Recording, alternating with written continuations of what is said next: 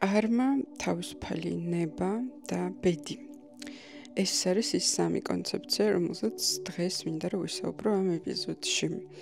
და დავიწყოთ კარმიდან, რა თქმა უნდა, კარმაზე მეტნაკლებად უფრო მეტი ინფორმაცია არის ჩემს არხზე და ძალიან ბევრ ვიდეოში მაქვს ნახსენები, მაგრამ ამ ეპიზოდშიც მცირედი მოდი მოვუყვეთ მაინც, იმიტომ რომ თემატურად მე უნდა ავაწყოთ მთლიანი ეს კალკულაცია, რაც თავში ვახსენე.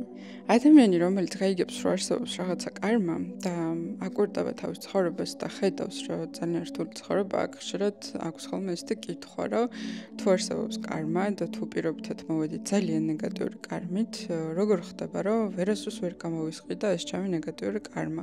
არადა ძალიან ბევრს შრომობ, ძალიან ბევრს ვაკეთებ, კეთილი ვარ, უბოროტო ვარ, არაფერი ცუდი გამიკეთებია, პირიქით ყველას გვერდით უდგევარ და რით ვერ გამოვისყიდ ეს ჩემი ნეგატიური კარმა და ასე გადის ძალიან ბევრი წელი. კარმა არის ვედური კონცეფცია და ზოგადად ყველაფერი რაც არხზე ვყვები ხოლმე ვედებს ემყარება, რადგან მე ვარ ამ ცოდნის გამტარი და ყოველთვის საწყისები, რა თქმა უნდა, ჩემი ნააზრევებიც არის, მაგრამ დაშენებული არის ვედურ ცოდნაზე. და კარმაც არის ვედური ცოდნიდან ტერმინი, რომელიც ნიშნავს მიზეზ შედეგობრივობას და დაახლოებით ანალოგია უკავშირებენ ხოლმე მას სიტყვა ცოდვას, თუმცა ცოდვა მხოლოდ ნეგატიურ რაღაც ქმედებას ნიშნავს, ამ შემთხვევაში კარმა ნიშნავს ნეგატიურ ქმედებასაც, დადებით ქმედებასაც, ანუ ზოგადად რაღაცა ქმედებას, მოძრაობას, რომელსაც სამყაროს ჩვენთვის აქვს რეაგირება. ან კარგი, ან ცუდი გააჩნია ჩვენ როგორი კარმა შევქმნით, ხო? კარგი და ცუდი, რა თქმა უნდა, პირობითია, უბრალოდ ვსაუბრობ ხოლმე ტერმინებით, იმიტომ რომ გასაგები იყოს ყველასთვის, რასაც ვსაუბრობ. აქვე, რა თქმა უნდა ითქვას ის, რომ კარმა ვრცელდება არა მარტო ერთ ცხოვრებაზე, არამედ ზოგადად ცხოვრებებზე, ასევე ვედურ ცოდნაში არის ცოდნა ინკარნაციის შესახებ და რა თქმა უნდა კარმა ემყარება ინკარნაციის საკითხს, იმიტომ რომ თუ არ არსებობს ინკარნაცია, მაშინ კარმა კი შეიძლება ამ ცხოვრებაში დავაგროვოთ ნეგატიური ან პოზიტიური, მაგრამ მაშინ ყველა უნდა ვიბადებოდეთ ერთნაირი მონაცემით და ყველას ერთნაირი შესაძლებლობები უნდა გქონდეს. შესაბამისად, ვედა ცნობს რეინკარნაციას და შესაბამისად იგულისხმება, რომ არ არის აუცილებელი ამ ცხოვრებაში გაგვეფუჭებინა რამე, შეიძლება რომელიღაცა სხვა ცხოვრებაში გაგვეფუჭებია რაღაცა, ან პირიქით კარგი რაღაცები გაგვეკეთებია და ამ ცხოვრებაში შესაბამისად გადმოგვყვება გარკვეული კარმა. კარმა ზოგადად თავისი ანატომია აქვს ვედურად და მთლიანად არ მოვყვები ახლა ამის შესახებ, მაგრამ არის ეგრეთ წოდებული გამოვლენილი კარმა და არა გამოვლენილი, ანუ პრარათა და აპრარათა კარმა. ეს რას ნიშნავს ახლა, რომ მაგალითად სულის მდგომარეობაში, რა თქმა უნდა, ძალიან უხეშად ყვები, რომ გასაგები იყოს, სულის მდგომარეობაში ვთქვათ ადამიანმა, რა ვიცი, 1000 ცხოვრების განმავლობაში დააგროვა A რაოდენობის დადებითი კარმა და B რაოდენობის ნეგატიური კარმა. მაგრამ ეს არ ნიშნავს, რომ მთლიანად დადებითი კარმაც და მთლიანად ნეგატიური კარმაც მის შემდეგ ცხოვრებაში გამოვლინდება მაქსიმალურად. შემდეგი და წინას ძალიან პირობითია, ყველა ცხოვრება ერთად მიმდინარეობს, უბრალოდ გონებას დროის გარეშე ამის აღქმა არ შეუძლია, ამიტომ სიმარტივისთვის ასე ვსაუბრობთ ხოლმე, ხო? ასე ვიხსენიებთ, რომ არსებობს რაღაც წინა ცხოვრებები და შემდეგი ცხოვრებები. გამოვლენილი და არა გამოვლენილი კარმა სწორედ იმას გულისხმობს, რომ ადამიანი რა დადებითი, ანუ იმ რაღაცა დაგროვებული A და B კარმებიდან, ანუ პირობითად დადებითი და უარყოფითი ქულებიდან, მიმდინარე ცხოვრებაში მოაქვს რაღაცა რაოდენობა დადებითი კარმისაც და უარყოფითი კარმისაც.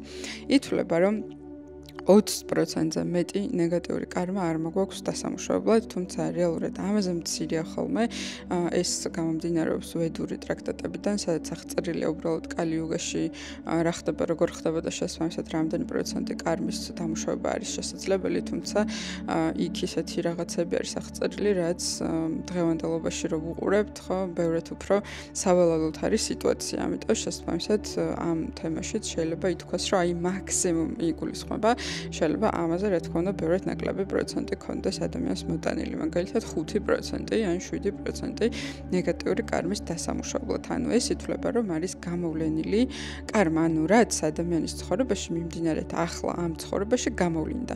ეს არ ნიშნავს იმას, რომ მაგალითად ადამიანს ძალიან კარგი ცხოვრება თუ აქვს და ძალიან კარგი რაღაცა მონაცემები თუ ქონდა და კარგად აეწყო ყველაფერი და კარგი კარმა აქვს, ეს ერთი თვალით შევხედოთ, ესე ვიტყოდით, ეს იმას არნიშნავს, რომ მის სულს უკან ძალიან ბევრი ნეგატიური კარმა არ აქვს გამოსასყიდი, უბრალოდ ამ კონკრეტულ ცხოვრებაში ამდენი რაოდენობით ნეგატიური კარმა აქვს დამოზღებული დასამუშავებლად. ყველა ადამიანს რაღაცა კარმა აუცილებლად მოაქვს ნეგატიური დასამუშავებლად, რა თქმა უნდა პოზიტიურიც, მაგრამ ამ ეპიზოდის ჭრილში ვისაუბრებ ნეგატიურ კარმაზე. აუცილებლად მაქვს, იმიტომ რომ ჩვენ ვართ დედამიწაზე, არის კალიუგა და აქ ყველა სული მოდის გარკვეული კარმის გამოსასყიდად და რაღაცის დასამუშავებლად. ამიტომ რა თქმა უნდა, ყველას რაღაცა ნეგატიური კარმა გვაქვს მოტანილი. ეხლა სად შემოდის კონცეფცია, მეორე კონცეფცია, რომელიც არის თავისუფალი ნება და თავისუფალი არჩევანი, რომელიც ვიცით, რომ ყველა ადამიანს გვაქვს. ეს არის დედამიწის ერთ-ერთი დამახასიათებელი ესეთი საოცარი ფუნქცია, იმიტომ რომ დედებში ასევე აღწერილი არის სხვა სამყაროები და სხვა იუგები და ასე შემდეგ და ასე შემდეგ და დედამიწა იმით გამოირჩევა, რომ აქ არის თავისუფალი ნება და ეს საკმაოდ იშვიათი მდგომარეობაა. და აქედან გამომდინარე, ჩვენ ამას კი არ ვაფასებთ, მაგრამ საერთო ჯამში ცოტა შორიდან რო დაგანახოთ, ეს ძალიან უნიკალური მოცემულობა არის. მაგრამ ადამიანებს გონია, რომ თავისუფალი ნება გულისხმობს იმას, რომ მე რას წმინდა, იმას გავაკეთებ. მაგრამ ეს რეალურად ასე არ არის. თავისუფალი ნება არ გულისხმობს მაინც და მაინც ქმედებას, იმიტომ რომ ასე რო იყოს, მაშინ ყველა ვიტყოდით, რომ მე მინდა ვიყო მილიონერი, მე მინდა ვიყო რაღაც ძალიან წარმატებული, ასეთი ისეთი და მაგრამ რეალობაში რასაც ვხედავთ, ასე არ არის, ხო? მარტო ის რომ მე მინდა და მე ვირჩევ რომ ეგეთი ვიყო, მარტო მაგიტო ეგეთი რაღაცები არ ხდება და მასეთ რაღაცებს ვერ ვიზიდავთ, ხო ასე? შესაბამისად, თავისუფალი ნება არ ნიშნავს, რომ მე შემიძლია ჩემ კარმას გადავუხვიო. თავისუფალი ნება ნიშნავს იმას, რომ მე შემიძლია მოვახდინო ნებისმიერ რაღაცაზე ინდივიდუალური რეაგირება და განვიცადო ინდივიდუალური დამოკიდებულება კონკრეტული სიტუაციისა და ადამიანის მიმართ, ხო? ეს რას ნიშნავს? მაგალითად, მოდით წარმოვიდგინოთ ორი ადამიანი, მეგობრები, რომლებიც მისეირნობენ ქუჩაში და მათ შორის ახლოს რაღაცა ჩხუბი მოხდა, ხო? ერთი ადამიანი ძალიან გაღიზიანდება ამ მოსეირნე წყვილიდან და დაიწყებს რა უბედურება, რატო ჩხუბობენ, რა დროს ეს არის, ჩვენ აქ გასართობად ვართ მოსულები, მოკლედ ასე შემდეგ, ასე შემდეგ. ხოლო მეორე ადამიანი ძალიან ნეიტრალური იქნება და იტყვის, რომ მე ღმერთმა ხელი მოუმართოს კაცო, სიყვარულს გაუგზავნის, ღმერთს დახმარებას თხოვს ამ ადამიანებისთვის და მადლის თვალით გადმოხედვას და გაივლის თავის გზაზე. აი სწორედ ეს არის თავისუფალი ნება, რომელიც ორივე ადამიანმა სხვადასხვანაირი გამოხატა კონკრეტულ სიტუაციაში. რაც შეეხება პირველ ადამიანს, რომელიც გაღიზიანდა, ხო? ეს თავისუფალი ნება არ იყო, ეს იყო ავტომატური რეაგირება. იმიტომ რომ ნებისმიერ ნეგატიური ემოცია, როდესაც ავტომატური რეაგირება არის, ეს არის ყოველთვის ტრამვული. ანუ რაღაცა ჩვენი ტრამვებიდან მომდინარეობს. ნებისმიერი გამაღიზიანებელი ფაქტორი სწორედ იმას მიუთითებს, თუ რა ტრამვები არის ჩვენში დალექილი, ხო? თქვათ ადამიანს თუ ყავდა ვიღაცა ოჯახში ულოთი, ქუჩაში რო გაივლის და თუ რა ადამიანს დაინახავს, ექნება აგრესია. პირობითად, ხო? თუ მისთვის ეს ტრამვას წარმოადგენს. ხოლო ადამიანი, რომელსაც ასეთ სიტუაცია ოჯახში არ ქონია, უბრალოდ მოერიდება ასეთ ადამიანს და არანაირ ნეგატიურ ემოციას მასში ეს ადამიანი არ გამოიწვევს. ამიტომ თავისუფალი ნება, პირველი გავარკვიეთ, რომ ეს არის ჩვენი რეაგირება და არარეალურად ის, რომ როგორც ჩვენ წარმოგვიდგენია, რომ ეხა მე მინდა და სკოლას დავამთავრებ და მინდა არ დავამთავრებ და მინდა იმას ვიზამ და მინდა ამას ვიზამ, ეს არ არის თავისუფალი ნება, ეს არის ეგო. და რაღაცა პრეტენზია და ილუზია. ხოლო თავისუფალი ნება არის ის, ჩვენ როგორ რეაგირებთ რაღაცებზე, თუმცა ამაშიც ვართ შეზღუდულები, იმიტომ რომ ადამიანს იმისთვის, რომ თავისუფალი ნებით რეაგირება მოახდინოს საკითხზე, ანუ რაღაცა მოვლენა რომ მოხდა, იმაზე ავტომატურად კი არ მოახდინოს რეაგირება, არამედ დაფიქრდეს და სწორი გააზრებული თავისუფალი ნებით გადაწყვეტილი რაღაცა რეაგირება მოახდინოს. ესეც არის ცოტა რთული ამბავი და რატო? იმიტომ რომ ძაღლის თავი იმაში არის დამარხული, რომ ჩვენი ავტომატური რეაგირება ყოველთვის დაკავშირებული არის ჩვენს ტრამვებთან. და ანუ ნებისმიერი ნეგატიური ემოცია, რომელიც თქვენში რეალურად წარმოიშვება და მერე გამოვლინდება ან არ გამოვლინდება, ეს ყოველთვის დგას რაღაცა ტრამვაზე. ამიტომ თუ ჩვენ გვმართავს ტრამვა და სანამ ჩვენ გვმართავს ტრამვა, მანამდე ჩვენ არ შეგვიძლია მოვახდინოთ თავისუფალი ნებიდან გამომდინარე გარკვეული ქმედება ან რეაგირება გარკვეულ მოვლენასთან ან ადამიანთან დაკავშირებით. შესაბამისად, იმისთვის რომ ვიყოთ თავისუფლები, პირველ რიგში უნდა ვიყოთ თავისუფლები ჩვენი პირადი ტრამვებისგან, რაც ძალიან მრავლად არის და აქ არ ჩავღრმავდები ეხლა ჩვენი ქვეყნის გათვალისწინებით ისტორიის და ყველა რო დატრამვული ვართ და ასე შემდეგ, ეხლა ამას აღარ ჩაუყვები, მაგრამ ყველა ჩვენთაგანში არის გარკვეული ტრავმები, თვითონ კალიუგაც გულისხმობს იმას, რომ აქ უნდა იყოს ტრავმირებული ხალხი, რომელიც მერე გამოფხიზდებიან, გამოიღუძებენ, განვითარდებიან ასე შემდეგ. ამიტომ პირველი ნაბიჯი თავისუფლებისკენ და იმისკენ, რომ თავისუფალი ნება გამოვხატოთ და თავისუფალი ნებიდან გამომდინარე რეაგირებდეთ გარე სამყაროზე, პირველი ნაბიჯი არის ტრავმებისგან განთავისუფლება. რაც თქვენ როგორც მოგინდებათ, ისე შეგიძლიათ გააკეთოთ, აქ არ არის რაიმე შეზღუდვა, შეგიძლიათ იმედიტიროთ, შეგიძლიათ ფსიქოლოგთან იაროთ, შეგიძლიათ იკითხოთ და ნუ ასე შემდეგ. ვისაც რა გაგიხარდებათ, მეც მაქვს სხვათა შორის ვებინარების ციკლი, რომელიც ამ საკითხს ეხება, სხვადასხვა საკითხებს, სხვადასხვა სახის ტრავმებს და ვისაც დაგაინტერესებთ, ლინკი იქნება ამ ვიდეოს აღწერაში, რომ გაიცნოთ პირობებს და შინაარსს. და მხოლოდ იმის შემდეგ, როდესაც ადამიანი თავისუფლდება ტრავმებისგან და ავტომატური რეაგირება, ანუ არაფერს აღარ ტრიგერდება და ავტომატური რეაგირება აღარ აქვს ტრავმიდან გამომდინარე, მხოლოდ მაშინ შეუძლია გაცნობიერებული რეაგირების მოხდენა. რა არის გაცნობიერებული რეაგირება? ანუ მაგალითად, მივდივარ ქუჩაში და გამიარა სასწრაფო, ხო? შეიძლება ჩვეულებრივ ტრავმულ მდგომარეობაში ან მიძინებულ მდგომარეობაში არანაირი რეაგირება არ მქონდეს ამაზე, მაგრამ თუ ვაცნობიერებ რაღაცებს და თუ ვარ გამოღვიძებული და თუ ტრავმებისგან განთავისუფლებული ვარ, მაშინ შემიძლია რომ მე ჩემი თავი შევაჩვიო და გაცნობიერებულად ასეთ მოვლენაზე, როგორც არის უბრალოდ სასწრაფომ ჩამიარა, ავტომატურად ჩემ თავს ვასწავლო ის, რომ ამაზე მოახდინოს შემდეგნაირი რეაგირება. რომ მაგალითად ჯანმრთელობა უსურვოს იმ ადამიანს, ვინც ახლა იმ მანქანაში იმყოფება, კარგად ყოფნა უსურვოს, ღმერთის წყალობა უსურვოს და ღმერთის მფარველობა შესთხოვოს ამ ადამიანისთვის, რომელიც იქ იმყოფება ან რომლისკენაც მიემართება ეს ავტომობილი. ანუ ნებისმიერი ჩვენი დადებითი რეაგირება არის გაწურთნადი. იმიტომ რომ აქ კიდე მეორე საკითხი არის, რომ შეიძლება ტრავმებისგან განთავისუფლდეთ, მაგრამ ჩვენი ტვინი ყოველდღე იმეორებს ერთი და იგივეს, იმიტომ რომ დაზოგოს ენერგია. ჩვენ დღის განმავლობაში დაახლოებით 60,000 ფიქრს ვაგენერირებთ, როგორც მეცნიერებად დაადგინეს, არ ვიცი როგორ დაადგინეს, მაგრამ ნუ ასე ამბობენ და აქედან 99% არის ზუსტად იგივე ფიქრები, რაც ქონდა გუშინ. ანუ ზოგადად რო წარმოიდგინოთ, შენ ხარ ის, რაც იყავი გუშინ და ხარ ის, რაც იყავი გუშინ წინ და ასე შემდეგ. ანუ რეალურად 1% იცვლება ავტომატურად ყოველდღიურად შენში და ისიც ის 1% იმ შემთხვევაში იცვლება, თუ შენს ცხოვრებაში ან შენს გარშემო ან სამყაროში ან ქვეყანაში რაღაცა განსხვავებული მოხდა და შენშიც რაღაცა შეიცვალა. დანარჩენ შემთხვევაში ჩვენ ერთი და იგივე ფიქრებს ვფიქრობთ, იმიტომ რომ ჩვენი გონება ესე არის მოწყობილი, რომ მან უნდა დაზოგოს ენერგია და ახალი ფიქრებით არ უნდა დაიღალოს თავი. ასევე ასაკობრივი ამბავიც არის სუფთა ბიოლოგიურად რო შევხედოთ, ნეიროპლასტიურობა ბლაგდება დაახლოებით 25-27 წლის შემდეგ, ამიტომ არის რომ ხნიერ ადამიანებში თუ შეგიმჩნევთ, სულ ერთი და იგივე რაღაცებს ლაპარაკობენ, ერთი და იგივე რაღაცებს იგონებენ, მოიგონებენ უფრო სწორად წარსულიდან, ახალი რაღაცების გაკეთება არ უყვართ, ახალი ფილმების, ახალი მუსიკის, არაფრის შემეცნება არ უყვართ, იმიტომ რომ მათი ნეიროპლასტიურობა უკვე არის დაბლაგვებული და ახალი ათვისების უნარი უკვე მათ ნაკლებად აქვთ. შესაბამისად გამოდის, რომ ჩვენი მტერი მხოლოდ ტრავმა კი არ არის, არამედ არის ისიც, რომ ჩვენი გონება და ჩვენი ნეირონული სისტემა ასე არის მოწყობილი, რომ ჩვენ ერთ და იგივე რაღაცები უნდა გავაკეთოთ.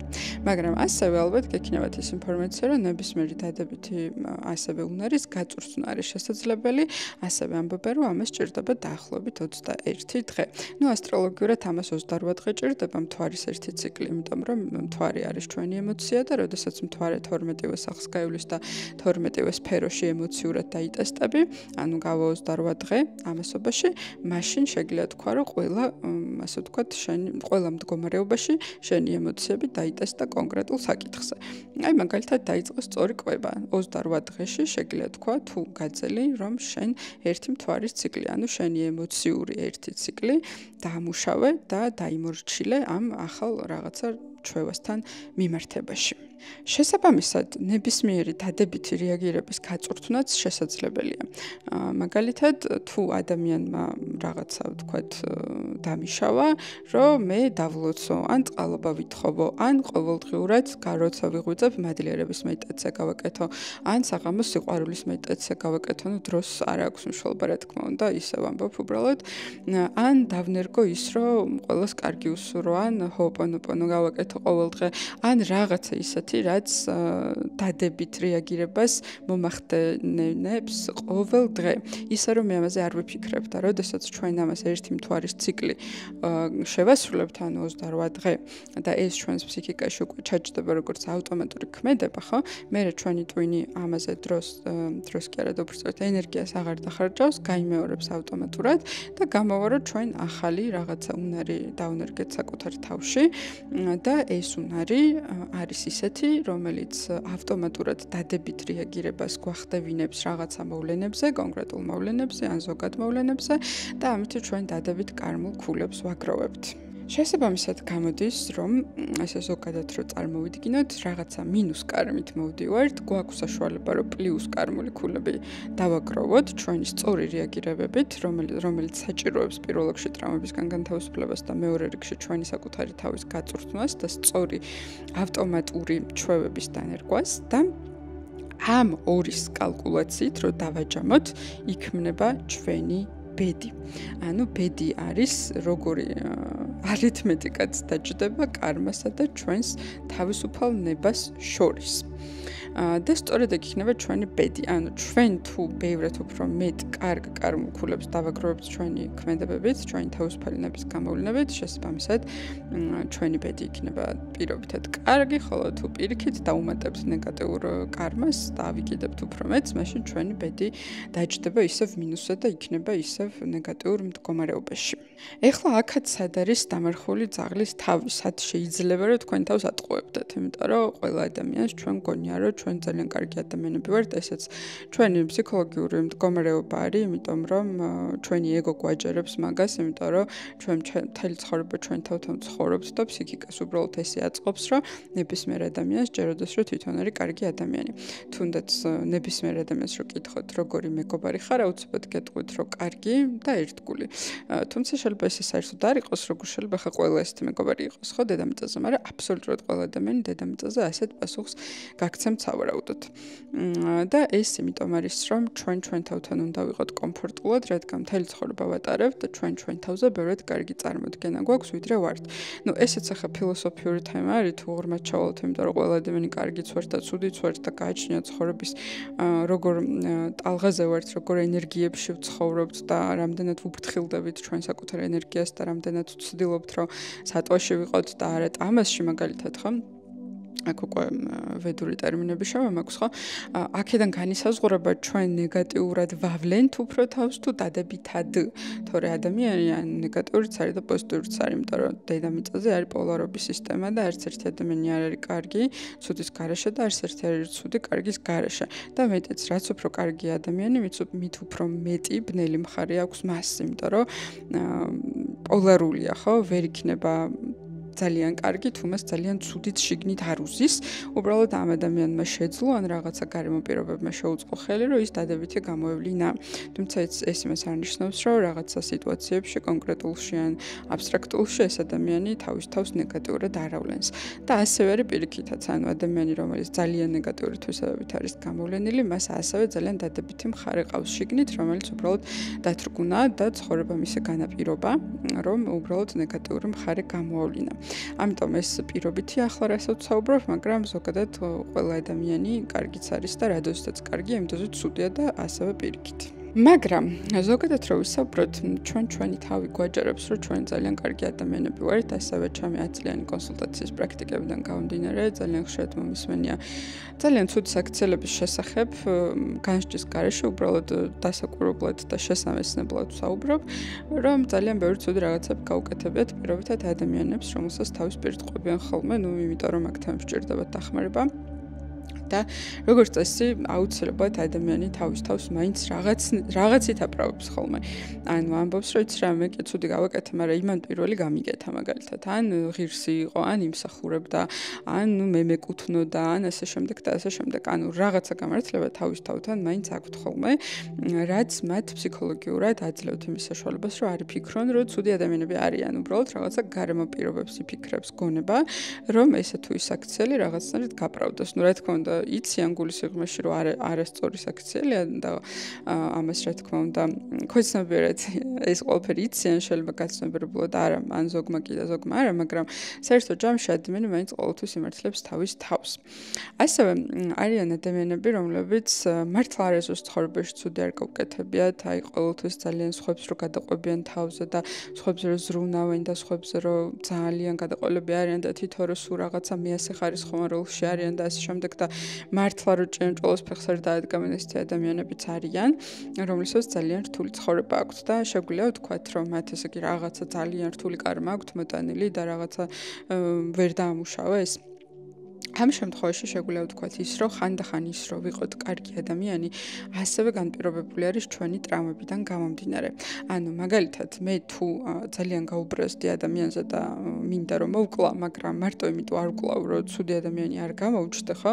ეს მე კარმას არ მიმსუბუქებს. ანუ კი, რა თქმა უნდა, უშუალოდ მკვლელობა და ფაქტი უფრო ნეგატიური კარმის დაგროვება არის, მაგრამ ის, რომ მე ამაზე ვფიქრობ და მარტო ის მაჩერებს, რომ ვიღაცის თვალში ცუდი არ ვიყო, ან მარტო ის მაჩერებს, რომ არ დამიჭირონ და ასე შემდეგ სხვა ფაქტორები ეგ დიდად ფონს არ მიკეთებს ზოგად ჭრილში და ზოგადი კარმის ჭრილში. ასევე რა თქმა უნდა ძალიან ბევრი ადამიანს აქვს ეგრეთ წოდებული კარგი გოგოს სინდრომი, ამის დამუშავებაც ხდება ჩემს ვებინარებზე, მაქვს ამის შესაბამისი მოდული. ეს ძალიან ბევრი ადამიანს აწუხებს, ეს არის ტერმინი, რომელიც მიკერძებული არის სქესთან, კარგი გოგო შეიძლება იყოს გოგოც და ბიჭიც, ანუ ადამიანი, რომელსაც სხვების თვალში ჭირდება კარგი ადამიანის სტატუსი. ძირთად ეს ადამიანები ეს უბრალოდ სინდრომი და ეს ტრავმა იმიტომ არსებობს, რომ რა თქმა უნდა არაშესაფერის გარემოში გაიზარდა ადამიანი, მას არ ქონდა საკმარისი ვალიდაცია და დაცულობის შეგრძნება მშობლებისგან და ზოგადად ოჯახურ გარემოში და მას შეექმნა ეს კარგი გოგოს სინდრომი. თუმცა, როდესაც ადამიანი მიდის დამუშავებაში, ფსიქოლოგიურ სდაში და სულიერ სდაში, ეს სინდრომი რა თქმა უნდა მუშავდება და ადამიანი თუ ძალიან გაბრაზებულია და ადამიანს მარტო იმიტომ არ კლავს, რომ ვინმე მცუდი არ იფიქროს, ხო? ეს არ ნიშნავს, რომ კარგად იქცევა, მაგრამ როდესაც გინდა რომ მოკლა, მაგრამ იმიტომ არ კლავ, რომ პრინციპში არც არაფერი გაგაჩერებს და სხვის თვალში ცუდიც რომ გამოჩნდა, ეგ არ განაღლობს და უბრალოდ რაღაცა შენს მორალზე და შენს ბრაზზე იმარჯვებ და გადადიხარ ნათელ მხარეს, აი ეს ნამდვილად დადებითი კარმის რეაგირება არის და ამითი ნამდვილად აგროვებს ადამიანი დადებით ქულებს. ამიტომ ადამიანები, რომლებიც იქცევიან ძალიან კარგად, ძალიან კარგი რეაგირება აქვთ, როცა აწყენებენ, ხმას არ იღებენ, როცა არ ვიცი, რაღაცით დაჩაგრავენ, მაინც ჭრდილში რჩებიან და ხმას არ იღებენ და არავის სამაგეროს არ უხდიან და არ ბოროტოდებიან, საერთოდ არ ნიშნავს იმას, რომ კარმულ ქულებს აგროვებენ. შესაძლებელია მათში უბრალოდ ტრავმები იყოს იმდენად ბევრი, რომ ეს ტრავმები უშლიდათ მათ ხელს ნეგატიური რაღაცების განხორციელებაში. ამიტომ ამანაც არ დაგაბნიოთ, რომ ადამიანი, რომელიც ძალიან კეთილი და პატიოსანია, ეს არ ნიშნავს, რომ ის თავისი არჩევანია. ეს შეიძლება ნიშნავდეს, რომ ეს მისი ტრავმული ფონია, რაც მას არ აძლევს საშუალებას, რომ რაღაცა ნეგატიური გააკეთოს. სხვათა შორის, როცა კარგი გოგოს სინდრომს ამუშავებს ადამიანი, რაღაცა ეტაპზე ჰიპერკომპენსაცია ეწყება ხოლმე და მერე ყველას თვალში უნდა რომ ცუდი გამოჩნდეს და მერე ყველაფერს ძალიან ცხადად ამბობს ხოლმე და ყველას თავის საკადრის პასუხობს ხოლმე. ესეც ერთ-ერთი ეტაპი არის კარგი გოგოს ტრავმიდან გამოსვლის და მან ხვდება ადამიანი რეალურად, როცა თავის თავში უშვებს, რომ მე შემიძლია ვიყო ცუდიც და არ მედარდებს ვინ რას იფიქრებს, აი მაშინ რეალურად გები შენი შესაძლებლობების პირისპირ და ხედავ, რამდენად ცუდი ან კარგი რაღაცების გაკეთება შეგიძლია და რეალურად გინდა. შესაბამისად, ადამიანები, რომლებსაც მოტანილი აქვთ გარკვეული ნეგატიური კარმული ქულები, რომელიც უნდა გამოისყიდონ და დაამუშავონ და ასევე გონიათ, რომ ძალიან კარგი ადამიანები არიან და არავის არაფერი არ დაუზიანეს არასდროს, არ არის გარანტი იმისა, რომ ისინი სწორად იქცევენ, იმიტომ რომ თუ ეს კარგი ქმედებები განპირობებულია ტრავმით, ამაში დადებითი კარმული ქულები არ გვეწერება და თუ განპირობებულია მართლა თავისუფალი არჩევანით, მაშინ აქ შეიძლება დაგვეწეროს კარგი ქულები თუ სწორ რეაგირებას მოვახდენთ. იმაზეც ვისაუბრე, რომ სწორი რეაგირებებისკენ გაწვრთნა შესაძლებელია საკუთარი თავის, უბრალოდ შეგიძლიათ, რომ დანერგოს თქვენს ცხოვრებაში იგივე სიყვარულის მედიტაცია, მართლიერების მედიტაცია, მოხსენიება, ადამიანების კეთილი სურვება, პატარ-პატარა რაღაცები შეგიძლიათ დაიწყოთ იგივე რამდენჯერ სასწრაფოს დაინახავთ ჯანმრთელობა უსურვოთ ადამიანს, რამდენი გაბოროტებულ ადამიანს დაინახავთ ღმერთისგან პატიება და წყალობა უსურვოთ და განთავისუფლება ამ ტანჯვისგან და ამ ბოღმისგან და ნუ ასე შემდეგ რაც აწუხებს აუხებს ამ ადამიანს.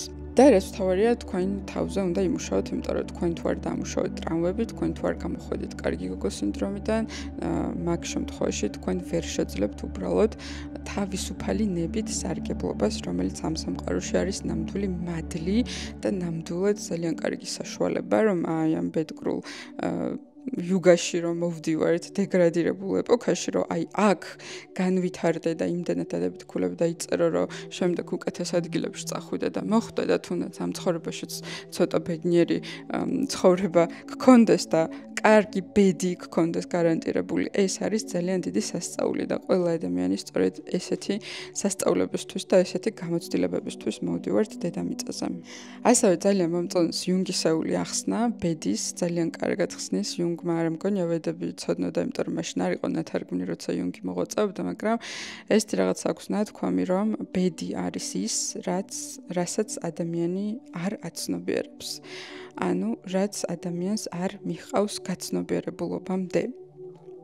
კიდევ ერთხელ გავიმეორებ, ბედი არის ის, რაც ადამიანს არ მიჰყავს გაცნობიერებამდე, ხო? ანუ ყველაფერი ის, რაც ავტომატურად ხდება და ყველაფერი, რაზეც ავტომატურად რეაგირებთ, ეს არის ჩვენი ბედი. ხოლო რაც უფრო გაცნობიერებულად ვირჩევთ რაღაცებს, ამ შემთხვევაში ჩვენ გვქნით უკვე დადებით ბედს და დადებით რაღაცა მიზეზშედეგობრივობებს ჩვენს ცხოვრებაში. იმის დათვლა თუ რამდენი კარმული ქულა მოვიტანე ნეგატიური და რამდენი დავაგროვე დადებითი და შესაბამისად რა ბედზე გავალ, ამას ცხოვრება გვაჩვენებს, ამაზე ჩაციკლა არ არის სწორი, იმიტომ რომ ვერასდროს ვერ დავითვლით ჩვენ ამას სწორად კი ასტროლოგია ამას აჩვენებს, ზოგადად რამდენი ნეგატიური კარმით ხარ მოსული და რა ინსტრუმენტებით წამოიღე რომ ეს კარმა დაგემუშავებინა, მაგრამ ასტროლოგი თუ შენი ძალიან ახლო მეგობარი არ არის და ყველა მთელი შენი ცხოვრება არ იცის და მაგ შემთხვევაში ძალიან რთული ამის თქმა, ხო? ვერ გეტყვის ეს ინსტრუმენტები შენ რამდენად კარგად გამოიყენე ცხოვრების მიმდინარე წერტილამდე. ანუ იმ მომენტში, სადაც კონსტატაცია გაქვთ, ხო, იმ მომენტამდე და ვერას ვერ გეტყვის, ახლა შენ უკვე გახვედი დადებით კარმაში თუ არ გახვედი. მაგრამ გეტყვის პერიოდებს, როდის შეიძლება რომ მეტად მოგიწევს მუშაობა ამ ნეგატიურ კარმაზე, როდის უკეთესი პერიოდები გაქვთ და ზოგად ინფორმაციას რა თქმა უნდა მოგაწვდით, მაგრამ საერთო ჯამში გააჩნიათ თქვენ რა შრომა ჩადეთ, თქვენ რამდენად განთავისუფლდით თქვენი ტრავმებისგან და რამდენად უფრო გაცნობიერებულად რეაგირებთ რაღაცეებზე და რამდენად დადებით ქულებს და კარმას იქმნით თქვენს ცხოვრებაში. ჯობია რომ უბრალოდ იაროთ წინ, მოტივირებული იყოთ იმაზე, რომ ბევრი კარმული ქულა დაიწეროთ დადებითი და ცხოვრება თავისთ გაჩვენებთ, რომ თუ გამოხვალთ აი ამ რაღაცა პრობლემებიდან, რაც მუდმივად გაქვთ, ხო? ყველა სხვა პრობლემები აქვს, ანუ ზოგს ვალები აქვს, ზოგს ურთიერთობის პრობლემები აქვს, ზოგს იმისი აქვს, ზოგს ამისი, ზოგს ურთიერთობის.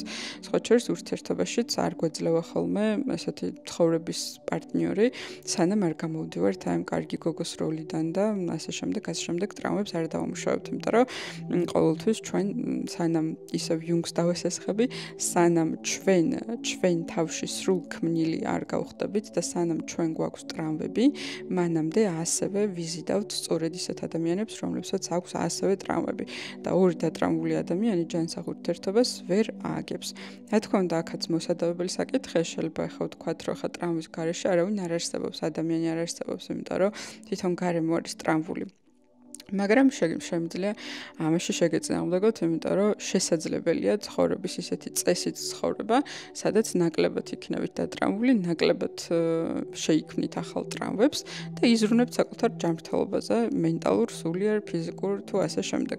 ეს რა თქმა უნდა იმას ნიშნავს, რომ უმრავლესობა გასართობი რაღაცეებიდან უნდა გამოითიშოთ, რაც სამყაროში არსებობს, ხო, იგივე რაღაცა კლუბური ცხოვრებიდან, ნარკოტიკებიდან, სასმელებიდან და ღამისთანებებიდან და ასე შემდეგ, მაგრამ ყველა ადამიანს როგორც თავში დავიწყო, გვაქვს თავისუფალი არჩევანი და ჩვენი არჩევანია, რომელს ავირჩევთ. ასე რომ ყველა ადამიანს აქვს ნამდვილად იმისი შანსი და საშუალება, რომ ამ ტოქსიკურ სამყაროში იცხოვროს არატოქსიკურად. მეტნაკლებად, რამდენადაც შესაძლებელია. და რამდენად გამართლა და რამდენად დადებით კარმულ ქულებში გახვედით, ამას გაჩვენებთ ცხოვრება. თუ მოგემართათ მე ხელი და თქვენი პრობლემები გამოკეთეთ და გამოხვედით ვალებიდან, მართლა მოვიდა თქვენი ცხოვრების პარტნიორი და ასე შემდეგ და ასე შემდეგ, ესე იგი ნამდვილად დაგიგროვებიათ კარგი კარმული ქულები. მაგრამ ძირითადად ადამიანები საკუთარ თავს გაურბიან ხოლმე და არ უნდათ ხოლმე დანახვა იმისა, რომ რაღაცები გამოსასწორებელი გვაქვს. ძირითადად თვითონ shadow work-ი, რასაც ქვია, ანუ ჩვენ ბნელ მხარეებზე მუშაობა პირველ რიგში მოიცავს იმას, რომ უნდა დავინახოთ, რომ ჩვენი შეს ბნელი არსებობს, რომ მე მასთან ვიმუშაოთ, მაგრამ ამის დანახვა არ გვინდა ხოლმე და ნუ ადამიანები ძალიან ბევრნაირად ვიტყუებთ ხოლმე თავს და პირველი, ვისაც ვატყუებთ, ყოველთვის ჩვენი თავი არის. ამიტომ ისიც გასაგებია, რომ ძალიან ბევრი ადამიანს არ უნდა ამ რაღაცებზე მუშაობა და ყოველთვის როცა ადამიანი იწყებს სულიერ გზას, სულიერ განვითარებას და ზრდას და მე გაიხედავს გარშემო ძირითადად ისეთი ადამიანები არიან, ვისაც არ უნდათ რაღაცების დანახვა, თვალის გასწორება და ესეც ამ მატრიცული ილუზორული სამყაროს ნაწილია. ზოგს ასეთი თამაში აქვს არჩეული და ეს მათი ნებაა. თქვენ შეგიძლიათ მხოლოდ თქვენი თავისუფალი ნებით აირჩიოთ, რა გინდათ ამ ცხოვრებაში და მხოლოდ თქვენი თავისუფალი ნებით შექმნათ ის ბედი, როგორიც გინდათ რომ შექმნათ. ამ ეპიზოდს ხოთშორის მეორეჯერ ვწერე, იმიტომ რომ პირველად რო ჩავწერე, მიკროფონი არ მქონია ჩართული და ტყუილად ვილაპარაკე, მაგრამ ეხლა რომ ვასრულებ უკვე ხვდები, რომ ნამდვილად მეორეჯერ უნდა ჩამეწერე, იმიტომ რომ ბევრად კარგი ინსაიტები მომივიდა ამასობაში, ვიდრე პირველ ჩანაწერში და ესეც ჩემი გააზრებული არჩევანი იყო, ხო? მე შემეძლო რომ დამეკიდებინა და მე თქვა რომ ოფკაი არ გამოვიდა, ესე კი არ არის საჭირო. თან ჩემს ეზოში რაღაც ხმაურია, დღეს დენი არ მაქვს და ყველა ეზოში არის ჩასული და ძალიან ხმაურია, მაგრამ მივკეტე ფანჯარა და ვცადე მეორეჯერ. ხო და ეხლა ამ ეპიზოდს მხოლოდ იმიტომ ისმენთ, რომ ჩემი გააზრებული არჩევანი იყო, რომ მეორეჯერ ჩამეწერა ნეგატიური რეაგირების გარეშე, ისე რომ არ დავტრიგერდი გარემო ფაქტორებს და უბრალოდ გავაკეთე ის, რაც მინდოდა რომ გამეკეთებინა. ველოდები კომენტარებს, გამახარებთ ძალიან და უდიდესი მადლობა იმისთვის, რომ ისმენთ, გამოწერისთვისაც უდიდესი მადლობა, დონაციებისთვის ხო ძალიან დიდი მადლობა და აბა ბედნიერ მუშაობას გისურვებთ საკუთარ თავზე და საკუთარი ნების გამოყენებას თქვენთვის სასიკეთოდ.